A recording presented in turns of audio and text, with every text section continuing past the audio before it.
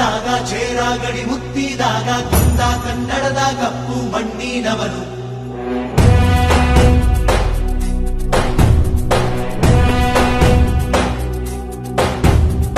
ವಜ್ರ ಬಲ್ಲಾಳರಾಯ ಸೋಗೆ ಬಲ್ಲಾಳರಾಯ ಕತ್ತಿಗಲೆ ಬಿತ್ತಿ ಹೋದ ವಂಶಾದವನು.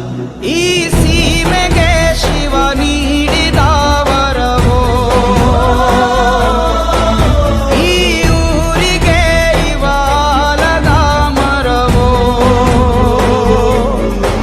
ಮೂರು ಸುತ್ತಿನ ಕ್ವಾಟೆ ಗಸ್ತಿಗೆ ನಿಂತ ಗರಡಿ ಮನೆ ನಾಯಕ. 6,000 ದಂಡು ಬಂದರು ಬಿಡನು ಕಾವಲಿನ ಕಾಯಕ.